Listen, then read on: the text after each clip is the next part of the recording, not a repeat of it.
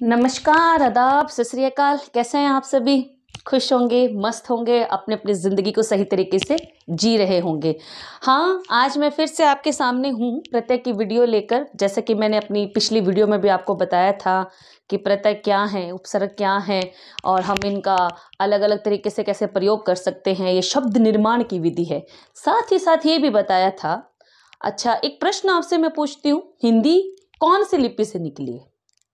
हिंदी कौन सी लिपि से निकली है? इसका उत्तर तो क्या पता मैं अंत में दूं या ना दूं, लेकिन आप मुझे कमेंट करके जरूर बताइएगा। क्योंकि हमारी जो भाषा है उसकी लिपि है ना। और लिपि का प्रयोग हम क्या करते हैं? ऐसे चिन्ह या ध्वनि जिनका निर्माण हम वर्ण, अक्षर, शब्द बनाने में करते हैं। ठीक है ना। शब्द मैंने बताया था वर्ण से बनते हैं। वर्ण क्या है? दो प्रकार के हैं, स्वर और व्यंजन, जिसे हम वर्णमाला के नाम से जानते हैं। हाँ, हम ये वर्णमाला टॉपिक भी करेंगे, लेकिन इससे पहले हम शब्द निर्माण विधि सीख लेते हैं। मुझे पता है कि ये हमारा बेस है, लेकिन अभी सिलेबस के अकॉर्डिंग अगर हम थोड़ा चलते हैं तो हम पाएंगे कि हमें इनकी आवश्यकता अधिक है। इसकी जस्ट बाद में आपको वर्णमाला ही करवाऊंगी। शब्द निर्माण विधि, उपसर्ग प्रत्यय करवाने के बाद आपको वर्णमाला और शब्द निर्माण कैसे होता है इसके बारे में बताऊंगी। तब तक के लिए मैं रेणु जैन आप सभी का स्वागत करती हूं मेरे चैनल नॉक आउट एजुकेशन पर, एक ऐसा मंच जो आपको सिखाने के लिए, बढ़ाने के लिए और भविष्य के लिए तैयार करने को प्रयास कर रहा है और अपने प्रयासों में कहीं ना कहीं सफल भी है। इसलिए मेरे चैनल को सब्सक्राइब कीजिए, लाइक कीजिए, कमेंट कीजिए, शेयर कीजिए और बताइए कि आपको और क्या जानने की इच्छा है। मैंने अपने पिछले कुछ वीडियो में विक्रम बेताल के बारे में आपसे पूछा था। विक्रम और बेताल, बेताल पच्चीसी के नाम से ये कहानियां बहुत प्रसिद्ध हैं। पच्चीसी अर्थात 25, ठीक है ना। 25 कहानियों का ये संग्रह है। इस संग्रह में जो 25वीं कहानी है, उस 25वीं कहानी में क्या होता है, क्या होता है कोई बताएगा? जो बेताल और विक्रम है, उनके सत्य की, उनके पराक्रम की और बुराई की हार होती है और उनके पराक्रम की, सत्य की विजय होती है। जो बेताल थे, क्यों ना पहले हम पढ़ लें, फिर मैं आपको स्टोरी सुनाऊंगी, ठीक है ना। चलिए आइए पहले हम पढ़ लेते हैं, फिर मैं आपको बताऊंगी विक्रम और बेताल के साथ, साथ ही साथ एक मोटिवेशनल स्टोरी भी जो आपको मोटिवेट करे अपने लक्ष्य की ओर प्रेरित होने के लिए। क्योंकि कुछ इस मॉडर्नाइजेशन टाइम में कुछ और हो ना हो, इस मॉडर्न टाइम में हम अपने संस्कार बहुत भूल रहे हैं। तो क्या पता मेरी एक छोटी सी कहानी कहीं ना कहीं आपके जीवन में कोई बदलाव ला दे। हाँ, हम कहानियां करेंगे, लेकिन इस कहानियों में विक्रम बेताल की कहानियां भी रहेंगी, पंचतंत्र की कहानियां भी रहेंगी और कहीं ना कहीं लेख भी रहेंगे। हाँ, हर जो फ्राइडे होगा आपका चैप्टर का एंडिंग नहीं रखेंगे, हम मोटिवेशनल डे रखेंगे। बहुत सारी मोटिवेशनल बातें भी करेंगे। मोटिवेशनल बातें करने का मतलब खाली सुनना नहीं है, उनको जीवन में धारण करना है, लेकिन छोटे छोटे ट्विस्ट के साथ। वो ट्विस्ट क्या होंगे वो आपको स्टोरी में पता लगेंगे। इसी के साथ आइए अब हम पढ़ते हैं प्रत्यय। उपसर्ग और प्रत्यय आपस के तालमेल में है ना। उपसर्ग क्या है? शब्दों के आगे जुड़कर उनके अर्थ में विशेषता लाते हैं, और प्रत्यय क्या है? शब्दों के पीछे जुड़कर उनके अर्थ में परिवर्तन लाते हैं। उपसर्ग क्या है? हिंदी के, संस्कृत के और आगत यानी कि विदेशी भाषा के हैं। और मैंने ये भी बताया हिंदी में कितने उपसर्ग हैं, 19, और उर्दू में कितने हैं, और हिंदी में, और सॉरी संस्कृत में कितने हैं। इन उपसर्गों को अर्थ सहित अगर हम समझ लें तो हम नए शब्दों के निर्माण में बहुत सहायता कर सकते हैं। हालांकि शब्द निर्माण विधि बहुत विशाल है, क्योंकि इसमें संधि, समास, उपसर्ग, प्रत्यय और इनसे जुड़ी कई चीजें आती हैं। जैसे प्रायवाची हैं, एंटोनियम, सिनोनियम्स, है ना। प्रायवाची हैं, विलोम हैं, अपोजिट वर्ड्स, है ना। और अनेक शब्द हैं, वन वर्ड, सब्स्टिट्यूशंस, ये सारे हमें क्या हैं? शब्द निर्माण विधि की ओर ले जाते हैं। नए नए शब्दों को याद भी करवाते हैं। सीखने से हमारी वोकैबुलरी, या यूं कहूं कि हमारी खुद की जो शब्दों की डिक्शनरी है ना, जो शब्दकोश है, वो भी क्या है? हाई होता है, उच्च स्तर पर जाता है। ठीक है। अब हम देखिए, हम बहुत सारे एग्जाम्स की तैयारी करते हैं। सचिव है, वीडियो है, आरएएस है, आईपीएस है, आईएएस है, यूपीएससी है, जिसके अंदर आईएएस, आईएफएस, आईपीएस इन तीनों के आते हैं। और साइंस के एग्जाम्स जो हैं वो कुछ अलग तरीके पर चलते हैं, है ना। कुछ और भी, मतलब हर ग्रांट का अपना एक स्टैंडर्ड है, अपने एक जॉब के जो है वो रिक्वायरमेंट्स हैं। तो हमें क्या है, अब उन सब चीज़ों के लिए तैयार करना है। कोई एसआई के लिए फाइट कर रहा है, कोई टेट के लिए फाइट कर रहा है, लेकिन हिंदी तो हर जगह है। और हिंदी एक ऐसी भाषा है जो खुद ही बता देती है कि देखो मुझे पढ़ोगे तो तुम्हें इसका उत्तर अवश्य मिलेगा, पढ़ के तो देखो, है ना। और हिंदी बहुत मीठी भाषा भी है, समझदार भाषा भी है। हिंदी किससे बनी है? संस्कृत से। और हिंदी और संस्कृत की लिपि कौन सी है? देवनागरी। देवनागरी लिपि क्या है? बोलने में बहुत मीठी, बहुत शानदार भाषा है। और संस्कृत जो है ना, याद रखिएगा, संस्कृत भाषा जो है वो सबसे प्राचीनतम भाषा है। तमिल भाषा भी सबसे प्राचीनतम है। तमिल है जो संस्कृत से भी ज्यादा प्राचीन है, ठीक है, प्राचीनतम भाषा है और सब भाषाओं की जननी भी इसे कहा गया है। अंग्रेजी भाषा जो आज पूरे विश्व में नंबर 1 पर मानी जाती है और बोली भी जाती है, सर्वाधिक प्रयोग भी जिसका है, वो भी संस्कृत से बनी है। कैसे, वो भी मैं आपको अवश्य बताऊंगी, लेकिन पहले हम अपने कोर्स की ओर चलते हैं। हमारा, हाँ मैं बोलूंगी नहीं, अभी पढ़ाऊंगी ही, ध्यान दीजिए। उपसर्ग के बारे में मैंने बताया, उपसर्ग के कुछ उदाहरण भी मैंने आपको दिए थे, लेकिन आज हम पढ़ेंगे प्रत्यय। आज हम क्या पढ़ेंगे? प्रत्यय। प्रत्यय क्या होते हैं? वे शब्दांश जो दूसरे शब्दों के अंत में जुड़कर उनके अर्थ में विशेषता उत्पन्न कर देते हैं, वो क्या कहलाते हैं? प्रत्यय। क्या कहलाते हैं बच्चों? प्रत्यय। तो मेरे विद्यार्थियों, मेरे प्यारे विद्यार्थियों, ध्यान से सुनिएगा। उपसर्ग आगे जुड़कर और प्रत्यय पीछे जुड़कर। उपसर्ग भी शब्दांश है, प्रत्यय भी शब्दांश है, ठीक है। उपसर्ग मूल शब्द के आगे जुड़ते हैं और प्रत्यय मूल शब्द के पीछे जुड़ते हैं। ध्यान रखिएगा, उपसर्ग मूल शब्द के आगे जुड़ते हैं और प्रत्यय मूल शब्द के पीछे जुड़ते हैं। उपसर्ग का अर्थ होता है उप प्लस सर्ग। उप का अर्थ हुआ पास और सर्ग का अर्थ हुआ आगे, समीप, ठीक है ना। समीप रहकर उसके अर्थ में यानी उसके स्वभाव में थोड़ा परिवर्तन करना। और प्रत्यय का अर्थ क्या है? प्रति प्लस आय। प्रति का अर्थ होता है बाद में, आय का अर्थ होता है चलने वाला। इसका पूर्ण अर्थ क्या बना? साथ में पर बाद में चलने वाला। और जो बाद में चलता है वो कहीं ना कहीं हमारी प्रकृति में परिवर्तन तो लाता ही है। हाँ, उदाहरण के लिए एक सिंपल सा, दो लोग चल रहे हैं, एक आगे चल रहा है, एक पीछे चल रहा है, तो आगे वाला पीछे वाले को देखता है, थोड़ा थोड़ा थोड़ा तेज हो जाता है, फिर पीछे वाला और तेज हो जाता है तो वो और तेज होने की कोशिश करता है। तो पीछे वाले की प्रकृति ने आगे वाले की प्रकृति में, अर्थात उसकी चाल में, अर्थात उसे चलने के तरीके में परिवर्तन लाया या नहीं लाया? हम सफलता की कितनी भी सीढ़ी चढ़ लें, एक बार पीछे मुड़कर अवश्य देखते हैं, है ना। और जब देखते हैं तो हमारी जिंदगी में कहीं ना कहीं बहुत सारे परिवर्तन आ जाते हैं। उसी प्रकार ये प्रत्यय भी है। प्रत्यय अर्थात वे शब्दांश जो शब्दों के अंत में जुड़कर उनकी प्रकृति में और अर्थ में क्या लाते हैं? परिवर्तन लाते हैं, ठीक है। मैंने अर्थ बता दिया। प्रति प्लस अय, बाद में चलने वाला, पर साथ में पर बाद में चलने वाला, ठीक है। इसी प्रकार प्रत्यय क्या है? प्रत्यय का अपना कोई अर्थ नहीं होता, इनका कोई स्वतंत्र अस्तित्व नहीं है। ये क्या है? अविकारी शब्दांश होते हैं। अविकारी शब्दांश जो विशेषण, क्रिया इनके अंत में जुड़ते हैं और इनके अर्थ में परिवर्तन करते थे। मैंने अविकारी शब्द बताए थे, आपको याद होगा जब पद परिचय कर रहे थे। विकारी और अविकारी दोनों के बारे में मैंने आपको बताया था।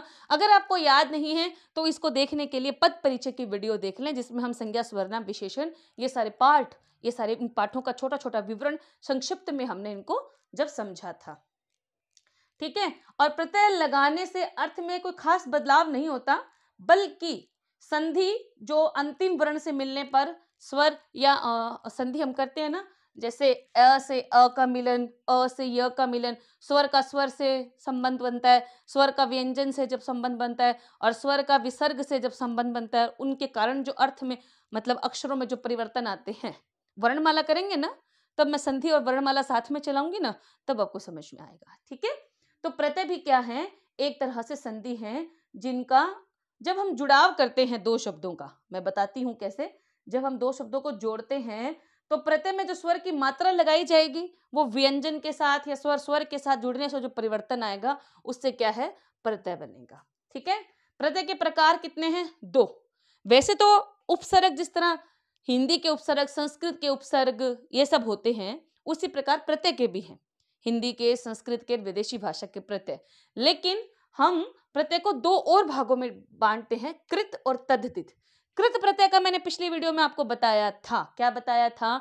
जो शब्दांश मूल शब्दों के पीछे जुड़कर क्रिया रूप में उनके पीछे जुड़कर संज्ञा स्वरनाम शब्दों का निर्माण करते हैं, वो क्या कहलाते हैं?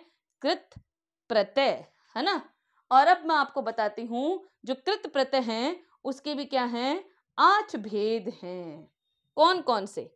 कृत, कर्म, करण, भाव, क्रिया। कर्ती का मतलब क्या होता है? करने वाला। कर्म का मतलब जो कार्य हम अपने लिए या अपना जो कर्म हम करते हैं। करण, जो कर्ता ने कर्म को करण से जो हमारा साधन बनता है। भाव, हमारी फीलिंग्स हैं। क्रिया, जो हमारे द्वारा कार्य हो जाता है या हो रहा होता है ना। कर्ती, अब देखिए मैंने यहाँ कर्तृवाच्य का एक उदाहरण लिखा है। कर्तृवाच्य का मतलब कौन होता है? कर्ता। कर्ता कौन होता है? जिसके द्वारा कार्य होना होता है। अब चूहा प्लस ईया जोड़ा। अब देखिए जरा, मैं इसको एक बार इरेज कर लेती हूँ। अब देखिए चूहा प्लस ईया, अब ये किस तरह अविकारी है। अब हा और ई, आ जमा ई को हमने जोड़ा तो ये क्या बन गया? ई। चूही, ही, ई की मात्रा बन गई ना। अब इसको हमने पूर्ण शब्द को जोड़ा तो क्या बन गया? चूहिया। समझ में आया? स्वर का स्वर से मेल हुआ। स्वर का स्वर से मेल होने पर जो पूर्ण स्वर हमारे सामने आया, या यूं कहूं कि उनके परिवर्तन से जो मात्रा हमारे सामने ही, उसी का प्रयोग करके हमने चूहा प्लस ईया को क्या बना दिया? चूहिया। इधर देखिए ओढ़नी, ढ प्लस ई, व्यंजन और स्वर, इन दोनों से बन गया ओढ़नी। ठीक है, ठीक है। करण, घेरा, घेर जमा आ, घेरा, व्यंजन का स्वर से मेल। अब यहां भी क्या है? व्यंजन का स्वर से मेल। पढ़ जमा आई, तो ढ और ए, व्यंजन और स्वर की मात्रा मिलके क्या बन गया? ढा और ई, पढ़ाई। चल जमा आऊ, चल, फिर आ की मात्रा और उ, ल और अ का मिलन, चलाओ। समझ में आए कि प्रत्यय किस प्रकार बनते हैं, है ना। और कर्तृ प्रत्यय को हमने 8 भागों में बांटा है। इसी तरह हमने तद्धित प्रत्यय को भी क्या है? 8 भागों में बांटा है। किस तरह? अब तद्धित प्रत्यय क्या है? ऊपर वाला तो क्रिया के अंदर परिवर्तन, क्रिया के पीछे जुड़कर उनके अर्थ में परिवर्तन करता है, लेकिन नीचे वाला जो तद्धित प्रत्यय है, वे प्रत्यय जो संज्ञा, स्वरनाम, विशेषण आदि अवयव के अंत में जुड़कर उनके अर्थ में विशेषता उत्पन्न करते हैं या उनके अर्थ में बदलाव लाते हैं, वे क्या कहलाते हैं? तद्धित प्रत्यय। क्या कहलाते हैं बच्चों? तद्धित प्रत्यय। देखिए अब तद्धित में हम किसको लेते हैं? भाव, कर्ती, क्रम। क्रम का मतलब क्या? देखिए एक तो होता है कर्म और एक होता है क्रम। क्रम का मतलब हो गया पंक्ति के अनुसार, संख्या के अनुसार, और कर्म का मतलब क्या हो गया? जो हमारा एक्शन है वो हमारा कार्य है। ठीक है ना। भाव, बुरा जमा आई, तो र और आ, ये रा जमा आ। अब आ और आ स्वर का मेल हुआ तो क्या बन गया? रा, और ये क्या बन गया? बुराई। इसमें एक तरीके से देखा जाए तो संधि है ना। संधि समझते हो ना? कितने प्रकार के होते हैं? स्वर संधि, व्यंजन संधि, विसर्ग संधि, है ना। याद होगा 3 भेद मैंने बताया आपको अभी। लक्कड़हारा, अब अड़े और हा, इन दोनों का मेल हुआ लक्कड़, है ना, और ये क्या बन गया? हा, रहा। अब क्या बन गया? लक्कड़ हारा। करती, लक्कड़हारा कौन है? कार्य करने वाला। क्रम, 5वां, संख्या बताइए। क्रम में मैंने कहा था पंक्ति संख्या या पंक्ति के अनुसार, संख्या के अनुसार। 5वां, तो संख्या कौन सी है? 5वीं। ठीक है। चिमटा, लघुता। लघुता का मतलब मैंने लाघव चिन्ह आपको बताया था। लाघव का अर्थ बताया था लघु, लघु का अर्थ मैंने बताया था छोटा। क्या बताया था बच्चे? छोटा। ठीक है ना। अरे ज्यादा छोटा भी मत ले लेना, सारे छोटे ही हो जाएंगे तो बड़े कौन रहेंगे, इसलिए छोटे को भी इतना अस्तित्व में रखो और बड़े को भी अस्तित्व में रखो। याद रखो, बड़े का सर और छोटे का पैर हमेशा साथ में चलने चाहिए। बड़ा छतरी का काम करता है और छोटा किसका काम करता है? पथ को दिखाने का। कभी कभी बड़े यूं बड़े ही हो जाते हैं, दिखता नहीं है, तो छोटे क्या कहते हैं? अरे अरे देखो देखो गड्ढा आ रहा है। याद रखिए। ठीक है ना। चिमटा, और ट और टी, आ और ई क्या बनेगी? टी, चिमटी। स्त्रीलिंग रूप में धोबी का धोबिन, लिंग वचन है ना। संबंध, ससुर का आल, आल का मतलब घर, आल्य ससुराल, ठीक है ना। भूखा, गुण, अरे वह तो बहुत भूखा है, उसका दोष दिख रहा है, रूप रंग भाव दिखता है ना, तो वो गुणवाचक संख्या में। बहुवचन, एक वचन, बहुवचन, एक वचन यानी एक संख्या, बहुवचन यानी एक से ज्यादा। लड़का और इसका क जमा ए, व्यंजन प्लस स्वर का मेल हुआ तो क्या बन गया, लड़के। चलिए मैंने कुछ उदाहरण आपको बताए, अब मैं थोड़ा और आराम से बोल के आपको बताती हूँ। देखिए प्रत्यय क्या है, जो शब्दांश जो शब्दों के पीछे जुड़ के अर्थ में परिवर्तन करते हैं, दो प्रकार के, कर्ती और तद्धित। कर्ती जो क्रिया के अंत में जुड़कर संज्ञा स्वरनाम की विशेषता लाते हैं। तद्धित जो संज्ञा स्वरनाम विशेषण जैसे अवयवों के साथ जुड़कर उनके अर्थ में परिवर्तन लाते हैं। और जो कर्ती है उसमें कर्तव्य, कर्म, देखो लिखा है ना मैंने, करण, भाव और क्रिया के हिसाब से परिवर्तन आता है। और तद्धित में भाव, कर्ती, क्रम, लघुता, स्त्रीलिंग, संबंध और गुण और बहुवचन के हिसाब से परिवर्तन आता है। ये जो लिंग है ये शब्द निर्माण विधि में आता है और बहुवचन है ये भी शब्द निर्माण विधि में लिंग। क्यों? क्योंकि परिवर्तित रूप को भी दिखाते हैं। स्त्रीलिंग में माता, पिता, माता क्या है, स्त्रीलिंग, पिता क्या है, पुल्लिंग। बहुवचन में लड़का, लड़के, लड़का किसको दिखाता है, एक को, लड़के किसको दिखाते हैं, एक से ज्यादा को। भाव, भाव तो आपको पता ही है हमारे फीलिंग्स हैं, अरे ये तो उसकी बुराई कर रहा है, भाव प्रकट हो रहा है ना, महसूस हो रहा है, देखो क्या कर रहा है, बुराई कर रहा है। लक्कड़हारा, कार्य करने वाला कौन होता है, कर्ती होता है। कर्म कौन होता है, हमारे द्वारा जो कार्य हम करते हैं। भाव क्या होता है, जो कार्य करते वक्त हमें महसूस होता है या हम अन्य लोगों को महसूस करवाते हैं, ठीक है। और लघुता का मैंने बता दिया, छोटा रूप लेकिन परिवर्तित हो जाए। स्त्रीलिंग मैंने बता दिया, लिंग है ना। संबंध, जब हमारा संबंध किसी के साथ प्रकट हो, अब वो संबंध हमारा किताबों के साथ, घर के साथ, बाहर किसी के साथ, ऑफिस के साथ, किसी के साथ भी प्रकट हो सकता है। जैसे यहाँ हमने ससुर जमा आल ससुराल लिखा है। गुणवाचक किसी के रंग, रूप, गुण, दोष आदि को बताते हैं। और गुणवाचक किसमें आता है, विशेषण के अंतर्गत आता है। अब प्रत्यय बनाने के लिए हमें संधि की आवश्यकता होती है, क्योंकि जब हम किसी शब्द के पीछे शब्दांश को जोड़ते हैं तो ये एक तरीके से संधि होती है। अब कैसे होती है, मैंने कुछ कुछ यहाँ समझाए हैं, अब मैं ये पूरा एक बार करके क्लीन फिर मैं आपको दोबारा बताती हूँ कि किस प्रकार हम प्रत्यय में संधि का प्रयोग करते हैं। इरेज कर रही हूं, क्या इरेज करूं, तद्धित प्रत्यय को इरेज कर देती हूं।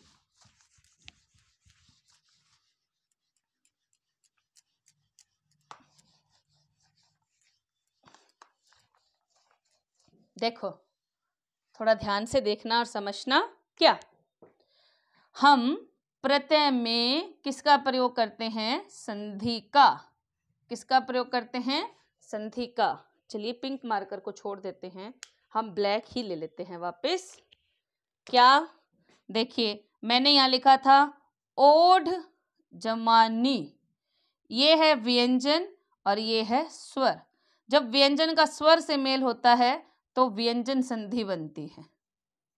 जब व्यंजन का स्वर से मेल होता है तो कौन सी संधि बनती है, व्यंजन संधि बनती है। तो हमने व्यंजन ढ लिया और स्वर नी लिया, इन दोनों को जोड़ा तो क्या बन गया, ढनी, और इसको ले लिया तो क्या हो गया, ओढ़नी। समझ में आया आपको? एक और समझाती हूं, घेर जमा आ, ठीक है। इसमें र क्या है, व्यंजन है, अ क्या है, स्वर है। व्यंजन का स्वर से मेल र जमा आ। अब इस र और आ को हमने जोड़ा तो बना रहा। अब इसके ए को लुप्त कर देते हैं, क्योंकि इसमें बहुत सारे शब्द या वर्ण जब एक साथ आते हैं मात्राएं तो कहीं ना कहीं वो लुप्त हो जाती हैं। तो अ के ध्वनि को हमने रखा और मात्रा स्वरूप में क्या बन गया, रा प्लस घे, क्या बन गया, घेरा। तो आपने देखा ना प्रत्यय में किस प्रकार हम संधि का प्रयोग करते हैं, समझ में आया ना आपको? हाँ, प्रत्यय कितने प्रकार के हैं, दो, कृत और तद्धित। कृत क्रिया के अंत में जुड़कर उनके अर्थ में, और तद्धित अवयवों के अंत में जुड़कर उनके अर्थ में, ठीक है, परिवर्तन लाते हैं।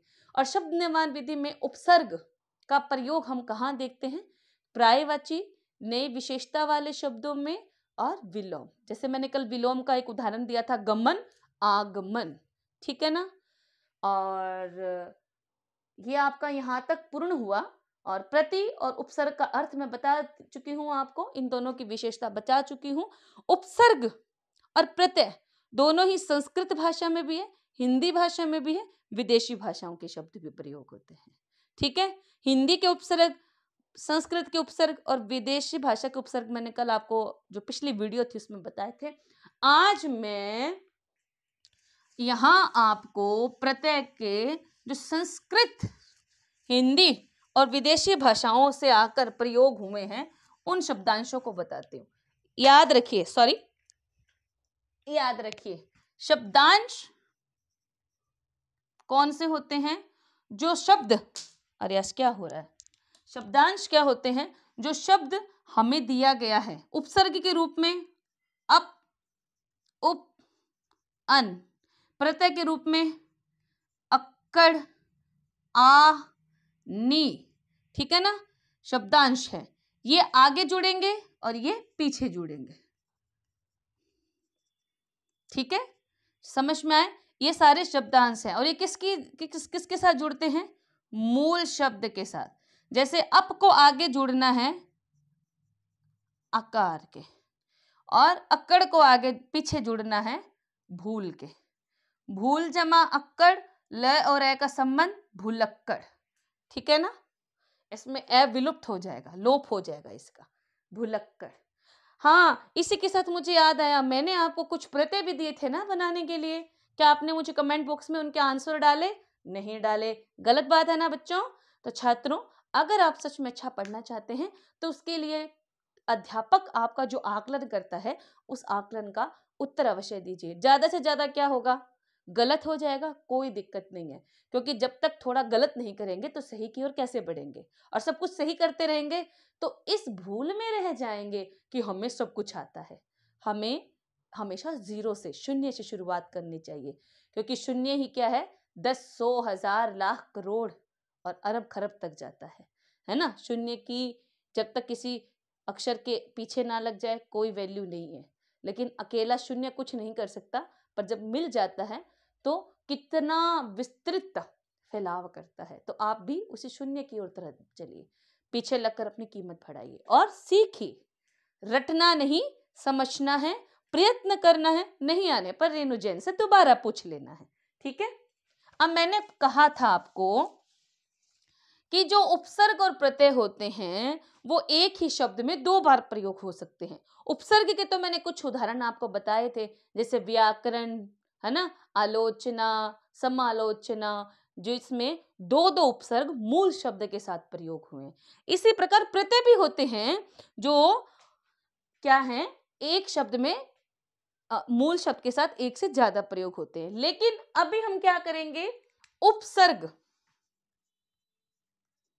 और प्रत्यय का एक साथ प्रयोग, मतलब मूल शब्द एक है लेकिन उनका प्रयोग किसमें? प्रत्यय में भी होता है और उपसर्ग में भी होता है। कैसे? देखिए, मैं आपको बताती हूं। कार, उदाहरण ले रही हूं मैं, कार, नियत, लायक, प्लस प्लस प्लस यहां कर देते हैं, प्लस प्लस प्लस यहां कर देते हैं। अच्छा, अब हम उपसर्ग और प्रत्यय का एक साथ प्रयोग करते हैं। इसमें हमने जोड़ा उप, क्या जोड़ा हमने? उप। अब इसमें हमने जोड़ा बद और इसमें हमने जोड़ा ना। तीनों के अर्थ आपको पता ही है, बद मतलब बुरी, ना मतलब नहीं, उप मतलब सहायक। अब इसका हम क्या करते हैं? सबसे पहले हम इनके उपसर्ग बना लेते हैं। क्या बना? उपकार, बदनीयत, ना लायक। जो बद है वो विदेशी यानी कि आगत भाषा का शब्दांश है। ना का आपको पता है, उप का आपको पता है कि हिंदी का है या संस्कृत का है, उप संस्कृत का है, ना हिंदी का है, ठीक है। अब इनमें हम प्रत्यय जोड़ते हैं, ई, ई, ई। उपकार, र और ई को जोड़ा बन गया उपकारी, त और ई को जोड़ा तो बदनियति, क और ई को जोड़ा की। ठीक है ना, समझ में आया किस प्रकार हम उपसर्ग और प्रत्यय का एक साथ प्रयोग कर सकते हैं। चलिए, मैं आशा करती हूं, संभावना भी है कि आपको ये छोटी छोटी बातें समझ में भी आई हैं। और हाँ, इनको याद रखिएगा। कई बार मैंने पिछली वीडियो में कहा था, जब मैं आपको उपसर्ग शुरू करवाई थी, कि परीक्षा में ऐसे प्रश्न पूछ लेते हैं कि ये शब्द बताइए उपसर्ग है या प्रत्यय है, क्या ये उपसर्ग विधि से बना है, क्या ये प्रत्यय से विधि से बना है, उपसर्ग में किसको किस में गिनते हैं हम, प्रत्यय को किस में गिनते हैं, उपसर्ग की विशेषता क्या है, सीधे सीधे प्रश्न आपसे पूछ लेते हैं। ठीक है ना। चलिए, RAS हो, IPS हो, IAS हो, अगर हिंदी का प्रयोग है तो वहां से आपसे इस तरह के प्रश्न अवश्य पूछे जाएंगे। चलिए, मैं इनको थोड़ा सा बांध देती हूं और मैं अब आपको बताती हूं दो प्रत्ययों का एक साथ प्रयोग कैसे होता है। मैंने पिछली वीडियो में बताया था कि दो उपसर्गों का एक साथ प्रयोग कैसे होता है। अब मैं आपको बताती हूं कि दो प्रत्ययों का एक साथ प्रयोग कैसे होता है। अब हम दो प्रत्यय ले लेते हैं। देखो, हमने शब्द लिया सम्मानित। ठीक है, ध्यान रखिएगा, हमने अभी एक ही शब्द लिया है सम्मानित। एक शब्द और ले लेते हैं सरकारी। चलिए, अब हम इन दोनों का विग्रह करते हैं। इन दोनों का क्या करते हैं हम, विग्रह करते हैं। किस प्रकार, देखो, सम जमा मान जमा इत। ठीक है, इसके बाद क्या है, सरकारी, सर जमा कार जमा ई। मैंने विग्रह करके बता दिया कि किस प्रकार दो दो प्रत्ययों का प्रयोग एक साथ हुआ है। विग्रह में मैंने आपको समझाया है, समझिए, जानिए और कीजिए। अगर हम इन दोनों को इरेज कर देते हैं तो मानित कारी, ये क्या है, दो दो प्रत्यय हैं। ठीक है, विग्रह करके हमने बनाए हैं। तो आज के लिए प्रत्यय की वीडियो में इतना ही। हम अगली वीडियो में उपसर्ग और प्रत्ययों का क्या करेंगे, अभ्यास करेंगे। तो ज्यादा से ज्यादा मेरे चैनल को सब्सक्राइब कीजिए, लाइक कीजिए, कमेंट कीजिए, शेयर कीजिए। मैं रेणु जैन आपकी सेवा में हाजिर हूँ, हिंदी को बहुत ही सरलतम तरीके से पढ़ाने के लिए। और अगली वीडियो में जब अभ्यास करेंगे तो विक्रम और बेताल की कहानी के बारे में, बेताल 25 के बारे में भी जानेंगे। इस वीडियो में मैंने आपसे प्रश्न पूछा है कि हिंदी की लिपि कौन सी है, संस्कृत की लिपि कौन सी है, और साथ ही साथ देवनागरी लिपि से और कौन सी भाषाएं निकली हैं। तो आप अपने उत्तर नीचे रिस्पेक्टिव कमेंट बॉक्स में अवश्य दीजिए, जानिए, समझिए, बताइए और सरलतम भाषा के साथ जुड़े रहिए। दुनिया की सबसे मीठी और अति आधुनिक भाषा के साथ जुड़ी जाइए, क्योंकि हिंदी क्या है, वैज्ञानिक भाषा है। जय हिंद।